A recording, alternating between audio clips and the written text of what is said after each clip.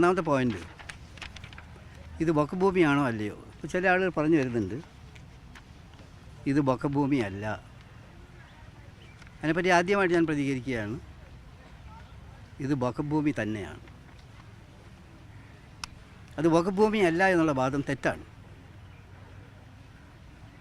നമുക്കെല്ലാം അറിയാവുന്ന കാര്യമാണ്. ഇത് എല്ലാറ്റിനും രേഖയുണ്ട്. 1950 ഫാറൂഖ് കോളേജിന് വേണ്ടി മുഹമ്മദ് സിറാജ് സേഠ് എന്ന വ്യക്തി വഖഫ് ചെയ്തതിന് രേഖകളെല്ലാം ഉണ്ട്, റെഡിയാണ്. മാത്രമല്ല റവന്യൂ രേഖകൾ പരിശോധിച്ചാലും യാതൊരുവിധ സംശയമില്ലാത്ത വിധത്തിൽ ഞാൻ ഈ പറഞ്ഞ വ്യക്തി വഖഫ് ചെയ്തതാണെന്ന് മനസ്സിലാക്കാൻ വേണ്ടി സാധിക്കും.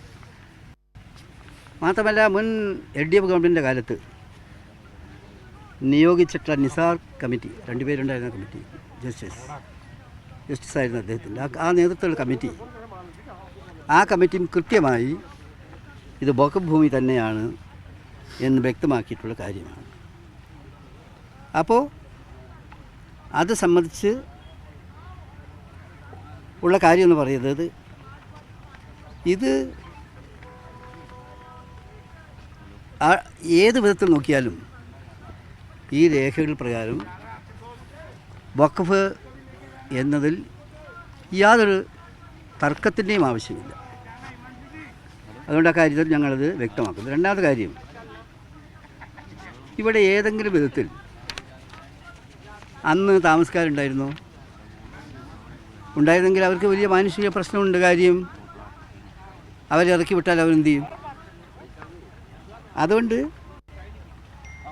ഇത് വഖഫ് സ്വത്താണെന്ന സത്യം നിലനിർത്തിക്കൊണ്ട് തന്നെ ഇവർക്ക് ബുദ്ധിമുട്ടില്ലാത്ത വിധത്തിൽ എങ്ങനെ പരിഹരിക്കാൻ പറ്റുമെന്ന കാര്യം ഗവൺമെൻറ് ഗൗരവമായി ആലോചിച്ച് ചെയ്യേണ്ട കാര്യമാണ്. മൂന്നാമത്തെ കാര്യം,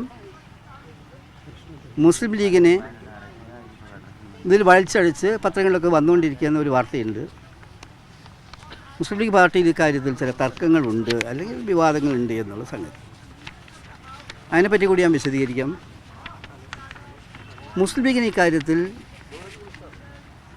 ഒരു വ്യത്യസ്ത അഭിപ്രായങ്ങൾ ഉള്ള സംഘടന എന്ന സ്വഭാവത്തിലേക്ക് നീക്കുന്നത് തെറ്റായ നടപടിയാണ്. മുസ്ലിം ലീഗ് ഒരു ഘട്ടത്തിലും ഇത് വഖഫ് സ്വത്തല്ല എന്ന് പറഞ്ഞിട്ടേയില്ല.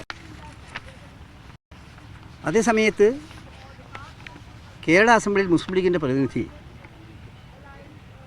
KP മജീദ് സമയമെടുത്ത് ഇതിൽ വഖഫ് ഭൂമി തന്നെയാണ് എന്ന് കൃത്യമായി രേഖകൾ മുഖേന തെളിയിക്കുന്ന വിധത്തിൽ കേരള അസംബ്ലിയിൽ സംസാരിച്ചിട്ടുള്ളതാണ്.